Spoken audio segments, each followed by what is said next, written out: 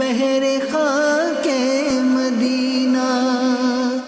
الحمدللہ رب العالمین والصلاة والسلام على سید المرسلین، اما بعد فاعوذ باللہ من الشیطان الرجیم، بسم اللہ الرحمن الرحیم۔ الصلاة والسلام علیک یا رسول اللہ وعلى آلک واصحابک یا حبیب اللہ۔ الصلاة والسلام علیک یا نبی اللہ وعلى آلک واصحابک یا نور اللہ۔ نبی کریم صلی اللہ تعالی علیہ وآلہ وسلم نے ارشاد فرمایا، تم مجھے 6 چیزوں کی ضمانت دو تو میں تمہیں جنت کی ضمانت دیتا۔ اس کے بعد نبی پاک صلی اللہ علیہ وآلہ وسلم نے ان 6 چیزوں کو بیان فرمایا۔ ان میں ایک ایک شے کو انشاءاللہ تفصیل کے ساتھ بیان کیا جائے گا، اور یہ بات واضح ہے کہ یہ ضمانت دینے والی ہستی وہ ہے کہ جو خود جنت عطا فرمانے والے ہیں، کہ جن کے ہاتھ میں رب نے دنیا و آخرت کے سارے خزانوں کی چابیاں رکھ دی۔ وہ ہستی کہ جنہوں نے جسے چاہا دنیا ہی میں جنت عطا فرما دی۔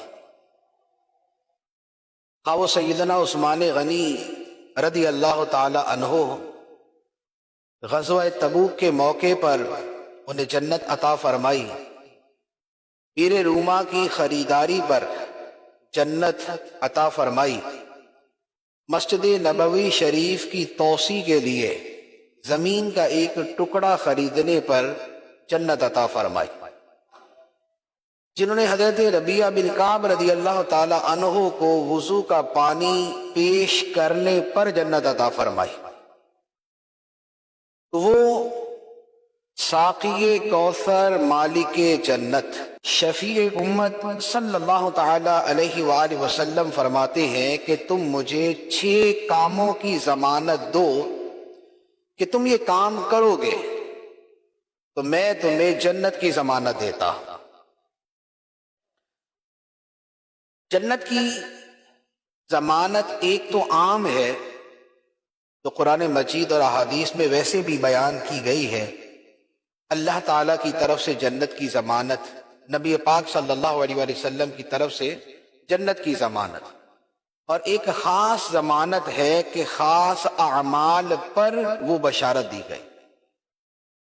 جو عام بشارت ہے اور عام ضمانت ہے، اس کے بارے میں سورہ قاف میں قرآن مجید میں ہے، اللہ تعالیٰ ارشاد فرماتا ہے وَأُزْلِفَتِ الْجَنَّةُ لِلْمُتَّقِينَ غَيْرَ بَعِيدٍ هَذَا مَا تُوعَدُونَ لِكُلِّ أَوَّابٍ حَفِيظٍ مَنْ خَشِيَ الرَّحْمَنَ بِالْغَيْبِ وَجَاءَ بِقَلْبٍ مُنِيبٍ ادْخُلُوهَا بِسَلَامٍ ذَلِكَ يَوْمُ الْخُلُودِ۔ فرمایا اور جنت کو متقیوں پرہیزگاروں کے قریب لایا جائے گا۔ قیامت میں جنت کو متقیوں پرہیزگاروں کے قریب لایا جائے گا، دور نہیں ہوگی، جنت دور نہیں ہوگی، اور اس وقت یہ فرمایا جائے گا کہ ہاذا، یہ جنت، یہ وہ ہے کہ جس کا تم سے وعدہ کیا جاتا تھا، یہ ہے وہ جنت۔ کس کے لیے ہے؟ لِكُلِّ أَوَّابٍ حَفِيظٍ، ہر اس شخص کے لیے جو بار بار توبہ کرنے والا ہے، جو بار بار اللہ کی طرف رجوع کرنے والا ہے، اور اس کے علاوہ حفیظ، وہ اللہ کے لازم کردہ فرائض و واجبات کی حفاظت کرنے والا ہے۔ پھر اس کے علاوہ من خشی الرحمن بالغیب، جو رحمان سے بن دیکھے ڈرتا ہے، رحمان کو، خدا کو دیکھا نہیں، لیکن کوئی گناہ کا موقع آتا ہے تو رحمان کو یاد کر کے اسے ہٹ جاتا ہے، بن دیکھے رحمان سے ڈرتا ہے، اور اس کے ساتھ اللہ کی بارگاہ میں رجوع کرنے والے دل کے ساتھ حاضر ہوتا ہے بقلب منیب۔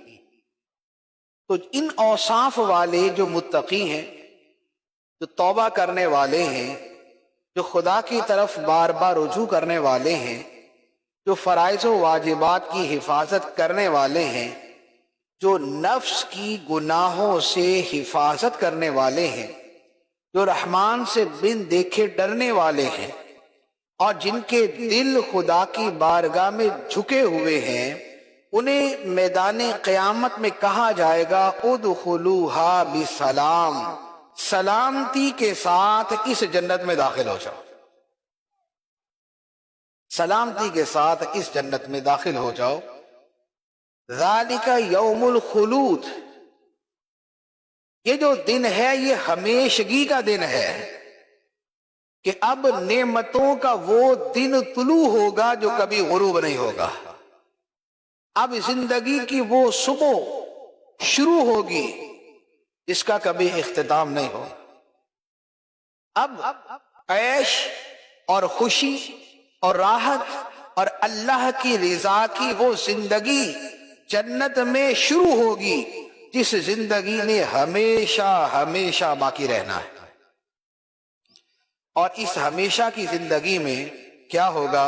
فرمایا لَهُمْ مَا يَشَاءُونَ فِيهَا، ان خدا سے ڈرنے والوں کے لیے، ان بار بار توبہ کرنے والوں کے لیے، ان خدا کی بارگاہ میں ظاہر و باطن کے ساتھ جھک جانے والوں کے لیے اس جنت میں ہر وہ شے ہوگی جو ان کا دل چاہے گا، جو یہ چاہیں گے وہ ان کو ملے گا۔ اور فرمایا صرف اتنا نہیں، وَلَدَيْنَا مزید، اور ہمارے ہاں اور بھی بہت کچھ ہے، من مانی خواہشات یہ تو پوری ہوگی، فرمایا وَلَدَيْنَا مزید، اور ہمارے پاس مزید بھی ہے۔ وہ مزید کیا ہے؟ کہ ایک تو یہ ہے کہ جو ہم چاہیں گے وہ ملے گا، اور ایک وہ ہوگی کہ جو ہمیں چاہنے کا پتہ ہی نہیں ہوگا خدا وہ بھی عطا فرمائے گا۔ ہمیں کہا جائے کہ بھئی آپ کو جو چیز چاہیے بتائیں، اگر کوئی چھوٹے شہر کا آدمی ہے تو وہ اپنے شہر کے دائرے اور اپنی سوچ کے اعتبار سے مانگے گا کہ مجھے یہ چیزیں دے دے، اسے یہ نہیں پتا کہ کسی بڑے شہر کے اندر کیا ہے۔ بڑے شہر والے کو کہا جائے کہ تمہیں کیا چیز چاہیے تو اس نے جو دیکھا سنا ہوگا وہ اس کے اعتبار سے مانگے گا، لیکن اس کو یہ نہیں پتا کہ دنیا کی جو بالکل فرسٹ کلاس ورلڈ ہے، جو بہت اعلیٰ درجے کے ترقی یافتہ ممالک ہیں، ان میں کیا کیا ہے۔ تو ایک ہے چاہت پہ ملنا، اور ایک ہے چاہت سے ہٹ کر جس کا ہمیں پتہ ہی نہیں ہے وہ بھی ملنا۔ تو فرمایا کہ ان جنتیوں کے لیے ہمارے پاس مزید بھی ہے، اور بھی ہے، اور وہ ہے کہ جس کا انہیں علم ہی نہیں، جس کی انہیں خبر ہی نہیں۔ اور ایک اس کی تفسیر یہ ہے کہ اس مزید سے مراد ہے رب کا دیدار، اس مزید سے مراد ہے رب کا دیدار، خدا کے وجہ کریم کی زیارت۔ یہ اپنی چاہت سے تو جو مانگنا ہوگا مانگ لیں گے، اللہ تعالیٰ اس سے بڑھ کر ان کو عطا فرمائے گا کہ اپنے دیدار کی دولت عطا فرمائے گا۔ تو فرمایا کہ ہم انہیں مزید بھی عطا کریں گے۔ تو یہ جو جنت کی ضمانت ہے، بشارت ہے، یہ ان لوگوں کے لیے کہ جو متقی ہیں، خدا کی بارگاہ میں رجوع کرنے والے ہیں، فرائض و واجبات کی حفاظت کرنے والے، رحمان سے بن دیکھے ڈرنے والے، اللہ کی بارگاہ میں رجوع کرنے والا دل لانے والے۔ اب اس کے بعد جو 6 باتیں ارشاد فرمائی کہ فرمایا کہ 6 کاموں کی تم ضمانت دو، جنت کی ضمانت میں دیتا ہوں۔ اس میں پہلا عمل، جب تم بات کرو تو سچ بولا کرو۔ اس بات کی ضمانت دو کہ جب تم بات کرو گے تو سچ بولو گے، جھوٹ نہیں بولو گے۔ یہ جنت کی ضمانت حاصل کرنے کا پہلا عمل۔ یعنی 6 اعمال میں سے ایک عمل۔ اب یہ سچ بولنا کتنی عظیم شے ہے کہ اللہ تعالیٰ سچ بولنے کو اپنی صفت اور اپنی شان اور اپنا کمال بیان فرماتا ہے۔ قرآن میں فرمایا وَمَنْ أَصْدَقُ مِنَ اللَّهِ قِيلًا، اور اللہ سے بڑھ کر کس کا کلام سچا ہے، اور فرمایا وَمَنْ أَصْدَقُ مِنَ اللَّهِ حَدِيثًا، اور اللہ سے زیادہ کس کی بات سچی ہے۔ تو سچے کلام کو، سچ بولنے کو، سچی بات کہنے کو اللہ تعالیٰ نے اپنی صفت قرار دی۔ تو یہ سچ بولنا خدا کی بھی شان اور خدا کے محبوب کی بھی شان ہے صلی اللہ تعالیٰ علیہ وآلہ وسلم۔ نبی پاک صلی اللہ تعالیٰ علیہ وآلہ وسلم کا سچ بولنا آپ کی وہ شان تھی کہ جو آپ کو نبی نہیں بھی مانتا تھا سچا مانتا تھا۔ نبوت کا انکار تھا ان کی اپنی ضد، ان کے حسد، ان کے عناد یا بتوں کے ساتھ ان کے متعصبانہ محبت کی وجہ سے کہ ہمارے بتوں کے خلاف بولتے لہذا ہم نہیں مانیں گے، تو نبوت کا انکار اس وجہ سے تھا۔ لیکن نبی پاک صلی اللہ تعالیٰ علیہ وآلہ وسلم کا کلام کیسا تھا، آپ کے دشمن بھی کہتے تھے صادق و امین ہے۔ تو سچ بولنا خدا کی شان اور سچ بولنا ہمارے آقا صلی اللہ تعالیٰ علیہ وآلہ وسلم کی شان۔ تو جنت کی ضمانت جھوٹے کے لیے نہیں ہے، فرمایا جب بات کرو سچ بولو تمہیں جنت کی ضمانت ہے۔ تو لہذا سچ بولنا جو ہے یہ اپنی زندگی میں شامل کر لینا چاہیے۔ چھوٹی چھوٹی باتوں سے لے کر بڑے سے بڑے معاملے میں سچ پر قائم ہے اور جھوٹ کے قریب نہ جائے، یہ پہلا وصف۔ دوسرا وصف بیان فرمایا کہ جس پر جنت کی ضمانت ہے، فرمایا وَأَوْفُوا إِذَا وَعَدتُّمْ، جب وعدہ کرو تو اسے پورا کیا کرو، جب وعدہ کرو تو اسے پورا کیا کرو۔ یہ وعدہ پورا کرنا یہ بھی خدا کی صفت ہے۔ اللہ تعالیٰ قرآن پاک میں ارشاد فرماتا ہے ان اللہ لا یخلف المیعاد، بے شک اللہ وعدہ خلافی نہیں کرتا، خدا نے جو وعدہ کیا ہے اسے پورا فرمائے گا، اللہ وعدہ خلافی نہیں کرتا۔ یہ کیوں بیان کیا؟ ایک تو خدا کی شان ہے اور دوسرا ہمارے لیے ترغیب ہے کہ ہمارا رب وعدہ خلافی نہیں فرماتا، لہذا ہم بھی وعدہ خلافی نہ کریں۔ اور پھر یہ وعدہ پورا کرنا یہ انبیاء علیہم السلام کے اوصاف میں سے ہے۔ اللہ تعالیٰ قرآن میں فرماتا ہے، فرمایا وَاذْكُرْ فِي الْكِتَابِ إِسْمَاعِيلَ إِنَّهُ كَانَ صَادِقَ الْوَعْدِ وَكَانَ رَسُولًا نَبِيًّا، اور یاد کرو کتاب میں، قرآن میں اسماعیل کو، بے شک وہ وعدے کو پورا کرنے والا تھا۔ اسماعیل کو یاد کرو، بے شک وہ وعدے کو پورا کرنے والا تھا اور وہ رسول تھا، خدا کا نبی تھا۔ وعدہ پورا کرنے کو اللہ تعالیٰ نے بطور عظمت اور بطور شان کے حضرت اسماعیل علیہ السلام کے شان کے طور پہ بیان فرمایا۔ حقیقت میں تو ہر نبی کی شان ہے، ہر نبی وعدہ پورا کرنے والا ہے، لیکن اس میں حضرت اسماعیل علیہ السلام کے واقعات اس حوالے سے کچھ زیادہ نمایاں ہوں گے تو انہیں بیان کیا گیا۔ اب وعدہ پورا کرنا جو ہے، وعدے دو طرح کے ہوتے ہیں، ایک وعدہ ہے بندے کا خدا کے ساتھ اور ایک وعدہ ہے بندے کا دوسری مخلوق کے ساتھ۔ وعدے دونوں طرح کے ہوتے ہیں۔ اللہ تعالیٰ سے بھی ہمارے وعدے ہیں، ہمارے معاہدے ہیں، ہمارے میثاق۔ اللہ تعالیٰ فرماتا ہے وَأَوْفُوا بِالْعَهْدِ ان العہد کان مسئولا، اور عہد کو، وعدے کو، معاہدے کو پورا کرو، بے شک معاہدے کے بارے میں سوال کیا جائے گا، پوچھا جائے گا کہ تو نے فلاں کے ساتھ یہ وعدہ کیا تھا، پورا کیا تھا یا نہیں کیا تھا۔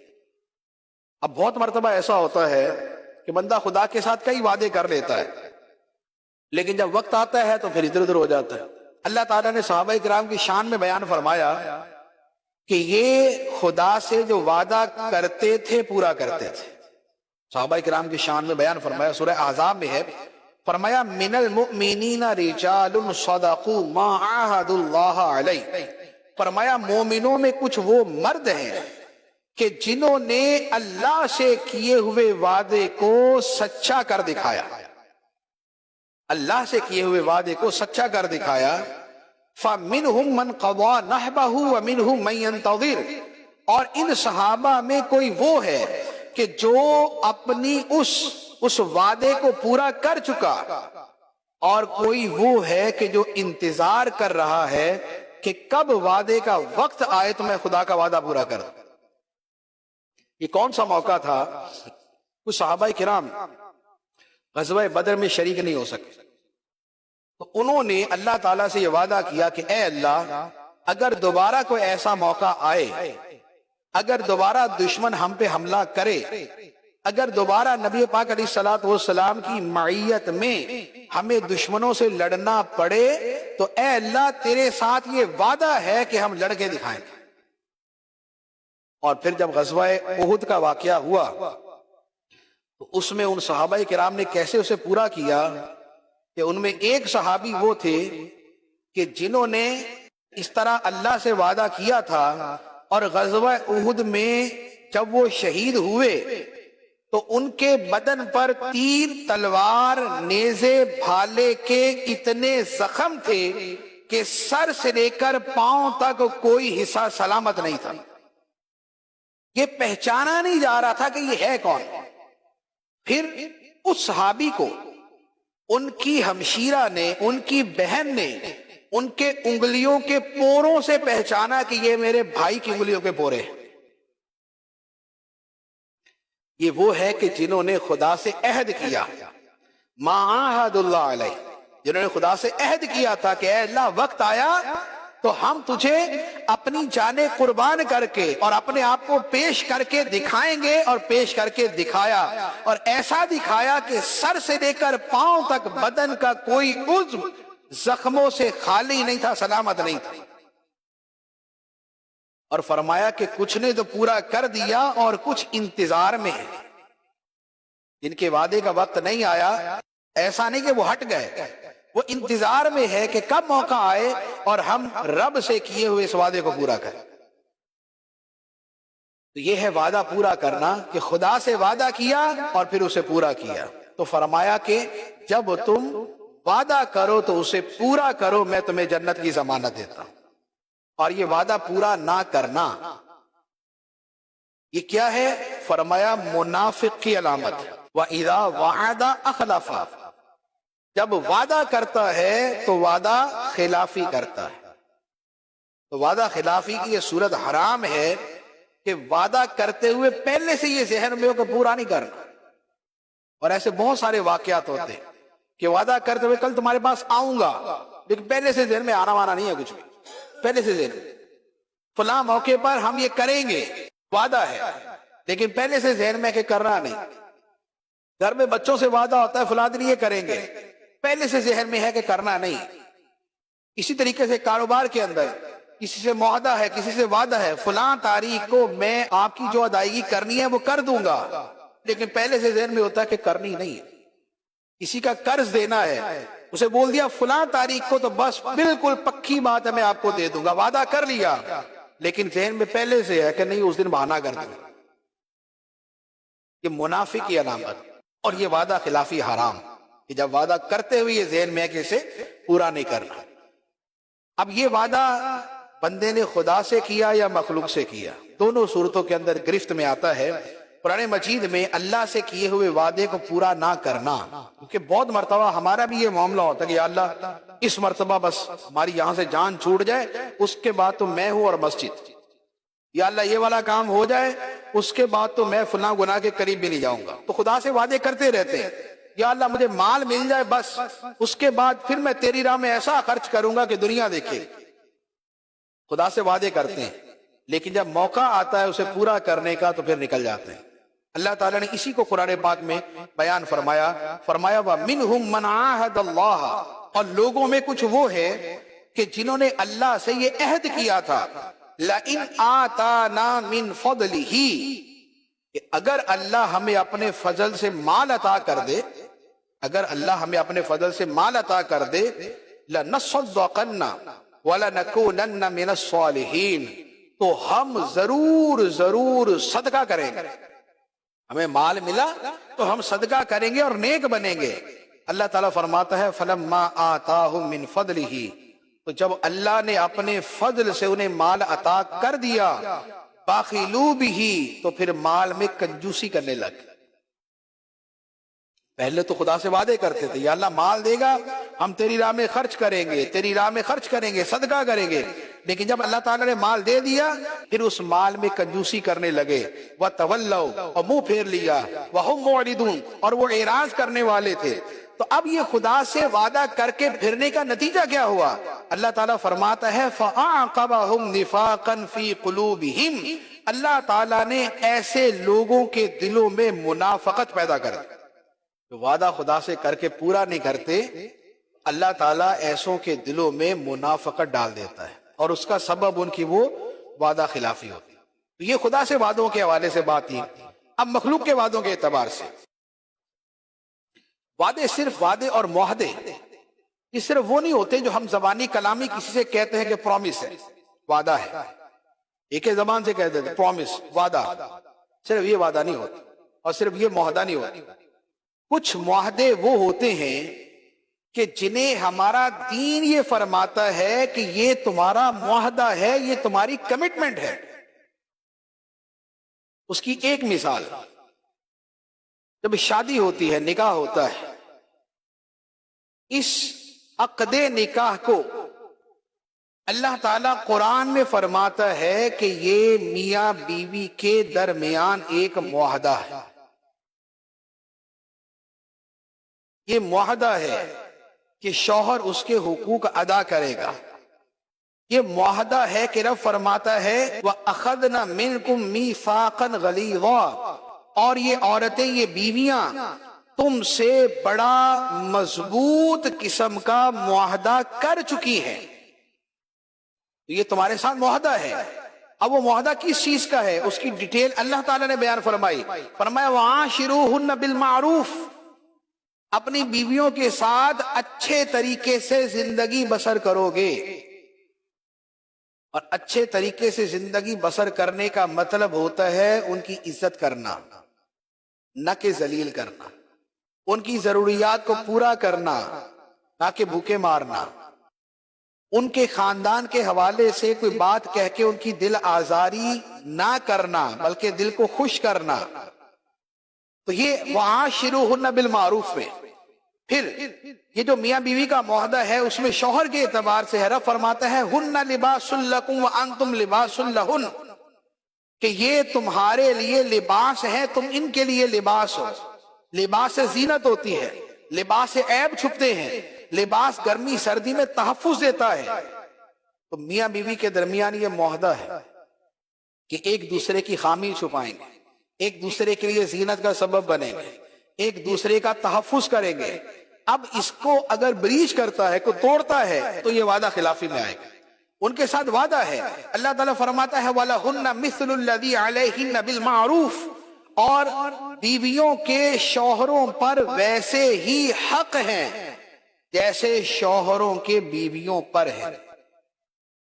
وَلِلرِّجَالِ عَلَيْهِنَّ دَرَجَةٌ، ہاں مردوں کے لیے عورتوں پر ایک درجہ فوقیت حاصل ہے کہ نگرانی، نگہبانی اور اتھارٹی ان کو ہے گھر کا نظام چلانے میں، لیکن بقیہ چیزوں میں، اور میں بقیہ چیزوں میں بیویوں کا شوہروں پر وہی حق ہے جو شوہروں کا بیویوں پر۔ لیکن ہمارے معاشرے میں کیا ہے؟ بیوی کا حق نہ ہونے کے برابر، جب چاہے جو چاہیں بول دیں، جہاں چاہیں جیسے چاہیں ذلیل کرتے، جہاں چاہیں جیسے انداز میں چاہیں سلوک کرتے، جس طرح کے الفاظ استعمال کرنے کر دے، سارا کچھ کر دے۔ کیا ہے یہ وعدہ خلافی۔ یہ جو معاہدہ تھا، یہ جو وعدہ تھا، جو مخلوق سے معاہدہ ہے، اور دوسری طرف یہ خدا کی طرف سے معاہدہ ہے، یہ اس کی خلاف ورزی۔ جنت کی ضمانت چاہیے تو جس سے جو وعدہ معاہدہ ہے اسے پورا کرنا ہے۔ اسی طریقے سے جب بندہ کوئی نوکری کرتا ہے تو یہ نوکری جو ہے یہ اپنے سیٹ کے ساتھ یا جس کا ملازم ہے یہ اس کے ساتھ معاہدہ ہوتا ہے کہ میں پوری ذمہ داری سے کام کروں گا، میں پورا وقت دوں گا، پوری توجہ سے کام کروں گا، میں اس کے اندر کوئی خیانت نہیں کروں گا. یہ ساری چیزیں اس نوکری کے معاہدے میں شامل ہیں. یہ کانٹریکٹ کا لکھا نام بھی ہو تو حصہ ہے. لیکن نوکری کرنے والے کیا کرتے ہیں؟ سرکاری دفتر میں جائیں تو بھائی صاحب چائے پی رہے ہیں، افسر صاحب اخبار پڑھ رہے ہیں، افسر صاحب کی میٹنگ ہی ختم نہیں ہو رہی، وہ جناب کہیں گئے ہوئے اندر بیٹھے ہوتے ہیں، بغیر رشوت کے کام نہیں کریں گے. اسی طریقے سے اور جگہوں پر کہ جہاں پر جتنا وقت طے ہے اتنا وقت دینا ہے، اور وقت دینے کا مطلب اندر بیٹھ کے دروازہ بند کر کے کچھ نہ کرنا نہیں، بلکہ بیٹھ کے جو کام دیا ہے اسے کرنا ہے. تو اگر سیٹھ اپنے ملازمین پر زیادتی کرتا ہے تو یہ اس کی طرف سے معاہدے کی خلاف ورزی ہے، اور اگر ملازم کام پورا نہیں کرتا تو یہ اس کی طرف سے خلاف ورزی. اور ہمارے ہاں ملازم یا مزدور یا اس طرح کے لوگ کتنی دیانتداری سے کام کرتے ہیں وہ ہمارے سامنے. تو وعدے کی پابندی اور معاہدے کی پابندی یہ ضروری ہے. تو یہ دوسری بات ارشاد فرمائی کہ جب وعدہ کرو پورا کرو. پہلی بات تھی کہ جب بات کرو سچ بولو، دوسری بات جب وعدہ کرو تو پورا کرو، اور تیسری بات فرمائی وَأَدُّوا إِذَا تُمِنْتُمْ، جب تمہیں امین بنایا جائے، جب تمہیں امانت دار بنایا جائے تو وقت آنے پر اس امانت کو صحیح طریقے سے ادا کرو. جو امانت حوالے کی گئی ہے اسے صحیح طریقے سے ادا کرو. اب یہ امانت جو ہے اس کا دائرہ بڑا وسیع ہے. ایک تو پیسوں کی امانت، ہمارے پاس کسی نے پیسے رکھوائے، جب وہ امانت واپس مانگنے آئے تو ہم اس کو پیسے واپس کر دیں. ایک تو یہ. اب اس پیسے کی امانت میں ہمارا حال کیسا ہے؟ تو آپ یہ سمجھ لیں کہ آپ تھوڑا سا غور کر لیں کہ اگر آپ میں سے کسی کے پاس 10 لاکھ روپے ہو، وہ اپنے قریبیوں میں، اپنے دوستوں میں، اپنے جاننے والوں میں، اپنے نہ جاننے والوں میں کسی کو بھی 10 لاکھ روپیہ امانت کے طور پہ دے گا یا بینک میں جمع کروائے؟ بندہ سوچے گا بھی نہیں کہ میں کسی کے پاس اسے رکھ دوں، کیونکہ اس کے دماغ میں پہلا خیال ہی یہ آنا ہے کہ وہ ملیں گے نہیں. یہ ہماری جو امانت داری ہے پیسے رکھنے کے حوالے سے، وہ اس نہج کو اور اس انتہا کو پہنچ چکی ہے کہ ہم یہ سوچتے بھی نہیں، یا تو گھر میں رکھیں گے اور یا بینک میں رکھیں گے. دوسرا آپشن ہمارے پاس سوچنے کا بھی نہیں ہوتا. اس سے سمجھ جائے کہ امانت داری کتنی ہے. ایک حدیث مبارک ہے اور اسے قرب قیامت کی علامتوں میں شمار کیا کہ قیامت کے قریب امانت داری اس قدر معدوم ہو جائے گی، اس قدر ختم ہو جائے گی، اس قدر کم ہو جائے گی کہ لوگ یہ بات کریں گے کہ فلاں علاقے میں فلاں جگہ پر فلاں بندہ بڑا امانت دار ہے، اگر امانت رکھنی ہے تو اس کے پاس رکھ. تو اگر وہ زمانہ نہیں ہے نا تو اس کے قریب قریب کا ہے کہ ہم نے امانت رکھنی ہو تو پہلے سوچ لے کہ پڑوسیوں کیا رکھ دیں گے، وہ نہیں بھائی نہیں، وہ پڑوسی کا. اچھا اس کے بعد سوچ لے ذرا تو اس سے آگے والے ان کے پاس رکھ دیں گے، رشتہ داروں کیا رکھ دیں گے، دوستوں کیا رکھ دیں گے. ہر وقت ساتھ میں فوراً خیال آ جائے گا نہیں یار مسئلہ ہو جائے گا، مسئلہ ہو جائے گا، اس لیے اپنے پاس رکھو یا بینک میں رکھو. تو امانت پر اعتماد ہمارے ہاں اس طرح کا ہو چکا ہے. اچھا اسی طرح کسی جگہ پہ ایئرپورٹ ہے یا کوئی ریلوے اسٹیشن ہے، وہاں پر کسی آدمی کو اگر واش روم جانا ہے، اسٹیشن میں واش روم جانا ہے اور اس کا سامان ہے وہاں پر، اچھا ایئرپورٹ پر ہے سامان رکھا ہوا، اس نے واش روم جانا ہے. عام میں سے جس نے جہاز کا سفر کیا، پلین کا سفر کیا، اور جس نے ٹرین کا سفر کیا، دونوں ذرا سوچ کے دیکھ لے آدمی کیا کرتا ہے.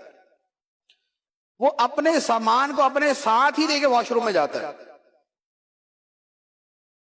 حالانکہ ایئرپورٹ پہ کیمرے لگے ہوئے، اسٹیشن پہ کیمرے لگے ہوئے، لیکن وہ کہے گا نہیں بھائی ساتھ ہی صحیح ہے، ساتھ ہی لے کے جاؤ.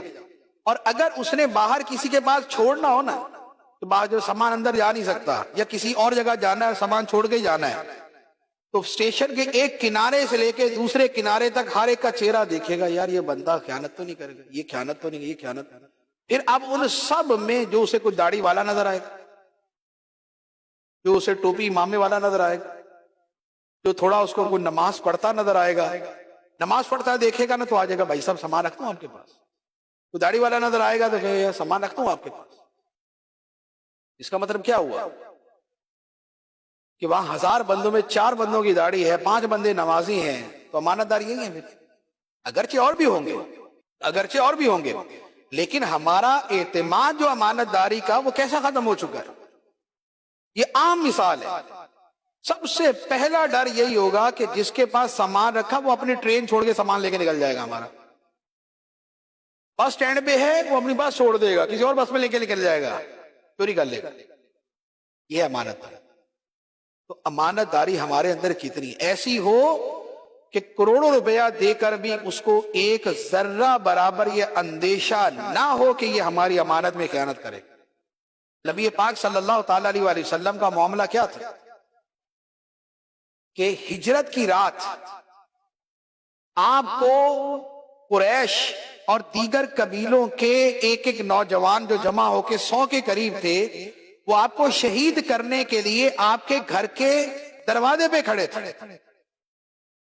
لیکن انہی لوگوں کی، انہی کے ماں باپ کی جو امانتیں تھیں وہ نبی پاک علیہ الصلوۃ والسلام کے پاس تھیں. جسے دشمنی میں شہید کرنا ہے اور جسے مسلسل ایذا پہنچاتے ہیں، تنگ کرتے ہیں، لیکن اس سب کے باوجود اس کی امانت داری پر اور اس کی دیانت و صداقت پر ایسا اعتماد تھا کہ امانتیں اسی کے پاس رکھی. اور نبی پاک صلی اللہ علیہ وآلہ وسلم جب روانہ ہوئے صدیق اکبر رضی اللہ تعالیٰ عنہ کے ساتھ، تو اپنے بستر پر اپنے پیچھے مولا علی شیر خدا رضی اللہ تعالیٰ عنہ کو چھوڑ کر گئے. اور ان سے کیا فرما کے گئے؟ فرمایا کہ وہ جو امانتیں رکھی ہیں کل وہ سب کو ان کے حوالے کر دیں اور ان کے حوالے کر کے میرے پیچھے مدینے میں آ جائیں.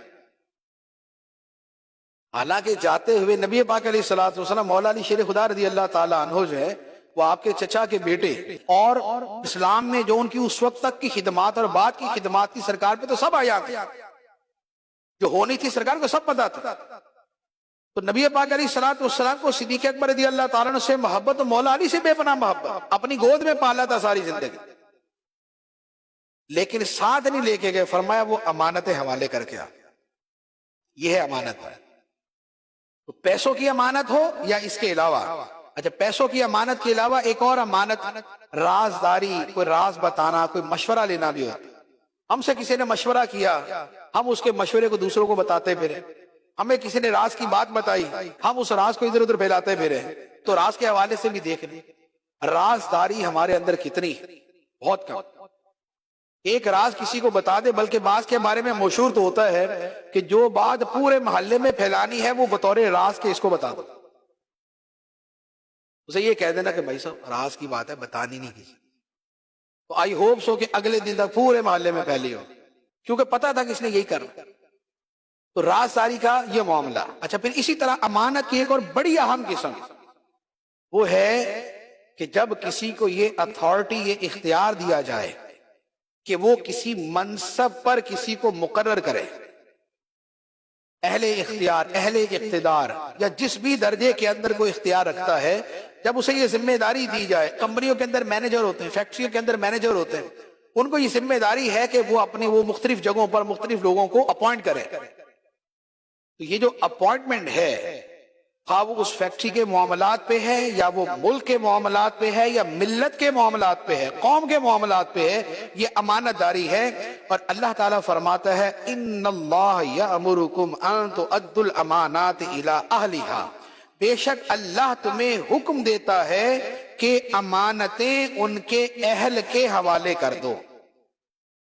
ایک پیسوں کی امانتیں بھی اور ایک ذمہ داری کی امانت بھی، کہ ذمہ داری اسی کو دو جو اس کا اہل ہے، جس کے بارے میں معلوم ہے کہ یہ اس کی اہلیت نہیں رکھتا، اس کے حوالے وہ ذمہ داری کرنا یہ قوم سے بھی خیانت ہے، خدا سے بھی خیانت. اور تباہی و بربادی قوموں کے اندر تبھی مچتی ہے کہ جب نااہل لوگوں کے حوالے ذمہ داریاں کر دی. جس نے جو کام کرنا ہے وہ اس کا اہل ہی نہیں، تو قوم تباہ ہو جاتی ہے. حدیث مبارک میں فرمایا اذا وسد الامر الى غیر اہلہ فانتظر الساعہ، فرمایا کہ جب ذمہ داری اور جب کوئی عہدہ اور منصب اور اختیار کسی نااہل کے حوالے کر دیا جائے تو پھر قیامت کا انتظار کر کہ ہم تباہی آئے گا، ہم قیامت ہی آئے گا۔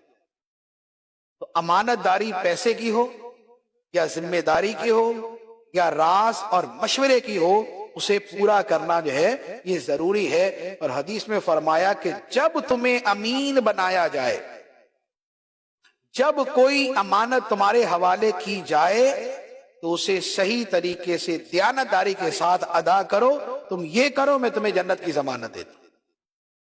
چوتھی بات فرمایا وَاحْفَظُوا فُرُوجَكُمْ، تم اپنے شرم و حیا کے معاملات میں سب سے انتہائی معاملے میں اپنی حفاظت کرو۔ گناہ کی طرف، بدکاری کی طرف، شرم و حیا کے معاملات میں جو انتہائی صورتیں ہیں ان کی طرف نہ جاؤ، ان کی طرف نہیں، فرمایا ان کے قریب بھی نہ جاؤ۔ تو شرم و حیا کے معاملے کو سنبھال کے اور اسے خدا خوفی کے ساتھ اور تقوی کے ساتھ چلاؤ، میں تمہیں جنت کی ضمانت دیتا ہوں۔ پانچویں بات ارشاد فرمائی وَغُضُّوا أَبْصَارَكُمْ، اور اپنی نگاہیں نیچی رکھو۔ جو نہیں دیکھنا اس کو دیکھنے سے نگاہوں کو نیچا رکھو۔ اور یہ قرآن کے اندر بھی اللہ تعالیٰ نے فرمایا قُلْ لِلْمُؤْمِنِينَ يَغُضُّوا مِنْ أَبْصَارِهِمْ، اے حبیب مومنوں سے فرما دو کہ اپنی آنکھیں کچھ نیچی رکھا کریں۔ بازار میں ہیں، گلی میں ہیں، مارکیٹ میں ہیں، دفتر میں ہیں، جہاں پر جو ہے وہ غیر جنس کے ساتھ سامنا ہوگا تو فرمایا اپنی نگاہیں نیچی رکھو۔ اور یہی حکم عورتوں سے فرمایا وَقُلْ لِلْمُؤْمِنَاتِ يَغْضُضْنَ مِنْ أَبْصَارِهِنَّ، اور اے حبیب مومن عورتوں سے فرما دو کہ وہ بھی اپنی نگاہیں کچھ نیچی رکھیں۔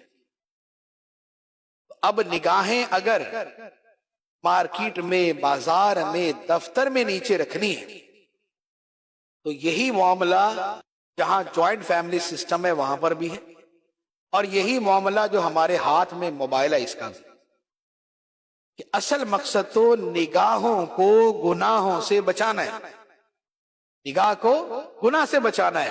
اب وہ گناہ مارکیٹ میں ہے، وہ جلوت میں ہے یا خلوت میں ہے، اپنی نگاہ کو ان چیزوں سے دور رکھو۔ اور ایک حدیث میں تو فرمایا ہے کہ جو اپنی نگاہ کو غلط دیکھنے سے محفوظ رکھے کہ موقع ہے اور نگاہ کو روک لے، اللہ تعالیٰ اسے ایمان کی مٹھاس عطا فرما دے۔ یہ پانچویں بات جنت کی ضمانت کی۔ چھٹی بات فرمایا وَكُفُّوا أَيْدِيَكُمْ، تمہیں جنت کی ضمانت ہے اس بات پر کہ اپنے ہاتھوں کو دوسروں کو تکلیف دینے سے روک کے رکھو، اپنے ہاتھوں سے کسی کو تکلیف نہ دو۔ لیکن لازمی بات ہے کہ اس کا یہ معنی نہیں ہے کہ ہاتھوں سے تکلیف نہ دینا زبان سے دے دینا، ہاتھوں سے تکلیف نہ دینا آنکھوں سے دے دینا، ایسا نہیں۔ اصل مقصود ہے تکلیف نہ دینا۔ یہ اس کے لیے ایک لفظ، ایک یوں کہہ لے کہ اس کی ایک صورت بیان کر دی۔ اور حدیث مبارک میں فرمایا المسلم من سلم المسلمون من لسانہ ویدہ، کہ مسلمان وہ ہے جس کی زبان اور جس کے ہاتھ سے سارے مسلمان سلامت رہے۔ یہ سارے کا ترجمہ میں نے اس لیے کیا ہے کہ حدیث پڑھ کے بھی کہتے کہ اچھا ٹھیک ہے، جو اپنے اپنے ہوں گے نا بس وہ سلامت رہیں گے، اور جس کے ساتھ ہمارا کوئی دشمنی ہے، ہمارا کوئی بغض ہے، ہمارا کوئی کینہ ہے، ہماری کوئی لڑائی ہے، ہمارے کوئی پیسوں کا مسئلہ ہے، یا ہماری جو ہے وہ کسی نے عزت کبھی مجروح کر دی تھی، بس اس کی پھر نہ عزت سلامت نہ اس کا ہاتھ سلامت، اس کا ہم سے کچھ بھی سلامت نہیں۔ فرمایا مسلمان وہ ہے جس کے ہاتھ اور زبان سے سارے مسلمان سلامت رہے، مسلمان کی جان بھی، مال بھی اور عزت بھی، نہ جان کو تکلیف، نہ مال کو، نہ عزت کو، کسی کو تکلیف نہ دی جائے۔ اور کسی کو تکلیف دینا جیسے ہاتھ اور زبان سے ہے، اسی طرح 50 اور طریقوں سے ہے۔ اصل مقصد ہے تکلیف نہ دیں۔ اب گاڑی غلط جگہ پارک کر دیں، ہر آنے جانے والے کو تکلیف ہو رہی، آپ بغیر سائلنسر کے گاڑی چلائیں، اس کے شور سے لوگوں کو تکلیف ہوگی۔ آپ گلیوں کے اندر کھیلیں گے، اس کھیل کی وجہ سے ہر گزرنے والے کو تکلیف ہوگی۔ اونچی آواز سے ہارن بجائیں گے، اس کی وجہ سے لوگوں کو تکلیف ہوگی۔ ہاسپٹلز کے سامنے، اسکولوں کے سامنے اونچی آواز سے شور کریں گے یا ہارن بجائیں گے، اندر مریضوں کو، بچوں کو تکلیف ہوگی۔ گلیوں کے اندر شور مچائیں گے، گھر میں سونے والے بچے، بوڑھے، بیمار، عورتیں، پڑھنے والے، عبادت کرنے والے، نماز پڑھنے والے، سب کو تکلیف ہوگی۔ اور حکم شریعت یہ ہے کہ مسجد کے اندر کوئی شخص موجود ہے اور قرآن مجید سامنے کھلا ہوا، اونچی آواز سے قرآن مجید کی تلاوت کر رہا ہے، کوئی اس میں غلط کام ہے؟ مسجد میں ہے، قرآن کھلا، نظر اس کے اوپر ہے، آواز سے پڑھ رہا ہے، اگر کوئی شخص آ کے نماز پڑھنا شروع کر دے تو واجب ہے کہ اپنی آواز کو آہستہ کر، کیونکہ اس کی اونچی آواز سے اس کی نماز میں خلل آئے گا، اسے تکلیف ہوگی۔ تو اگر یہاں تک یہ حکم ہے کہ قرآن مجید کی تلاوت کی وجہ سے بھی کسی نمازی کی نماز میں خلل نہ آئے، تو جو بقیہ شور شرابہ ہے، جو بقیہ جو ہے نا یہ ہارن بجانا ہے، جو بقیہ اور جو ہے گلی محلوں میں تکلیفیں دینا ہے، یہ ساری کی ساری کس کھاتے میں آئیں گے؟ نبی پاک صلی اللہ تعالیٰ علیہ وسلم کی اتنی عظیم سنت ہے لوگوں کی راحت، سہولت اور آرام کا خیال رکھنا۔ نبی پاک صلی اللہ علیہ وسلم کی عظیم سنتوں میں سے دوسرے کی تکلیف کا، اس کی راحت کا، اس کی آسانی کا خیال کرنا۔ ایک حدیث مبارک عرض کرتا ہوں، نبی پاک صلی اللہ تعالیٰ علیہ وسلم نے ارشاد فرمایا کہ میں کبھی نماز میں قرات کرتا ہوں، جماعت سے نماز ہوتی تھی، اور آقا کریم علیہ السلام کے زمانے میں سرکار کے پیچھے جو ہے مرد اور ان کے پیچھے عورتیں ہوا کرتی تھی، اس کو بعد میں پھر منع کر دیا گیا۔ تو نبی پاک علیہ السلام فرماتے ہیں کہ میرا دل کرتا ہے کہ میں کوئی لمبی سورت پڑھوں، کسی لمبی سورت کی قرات کروں، لیکن پھر مجھے کسی بچے کے رونے کی آواز آتی ہے، جس کی ماں نماز میں شریک ہے اور بچہ اس کا رو رہا ہے، تو میں اس ماں کا خیال کرتے ہوئے اپنی قرات کو، نماز کو مختصر کر دیتا ہوں۔ وہ ہستی کہ جن کا فرمان ہے نماز میری آنکھوں کی ٹھنڈک ہے، وہ ہستی کہ جو نمازیں لے کر آئی اور جو تنہا نماز پڑھے تو ساری ساری رات قیام فرمائے حتیٰ کہ پاؤں سوج جائیں، لیکن جب اسی نماز کے اندر دوسروں کے خیال رکھنے کی باری آتی ہے تو نبی پاک علیہ السلام اپنی نماز کو مختصر فرما دیتے، تو دوسرے کو تکلیف نہ پہنچے، اس کی راحت کا، سہولت کا، آسانی کا خیال ہو۔ تو یہ 6 چیزیں ہیں کہ جن پہ فرمایا۔ آخر میں حدیثوں مبارک میں ایک مرتبہ دہرا دیتا ہوں، نبی پاک صلی اللہ تعالیٰ علیہ وسلم نے فرمایا کہ تم مجھے اپنی طرف سے 6 چیزوں کی ضمانت دو، میں تمہیں جنت کی ضمانت دیتا ہوں۔ جب بات کرو تو سچ بولو، اور جب وعدہ کرو تو پورا کرو، اور جب تمہیں امانت دی جائے تو صحیح طریقے سے ادا کرو، اور اپنی شرم و حیا کی حفاظت کرو، اور اپنی نگاہوں کو جھکا کے رکھو، اور اپنے ہاتھوں کو تکلیف دینے سے روک کے رکھو۔ یہ 6 کام کر لو، میں تمہیں جنت کی ضمانت دیتا ہوں۔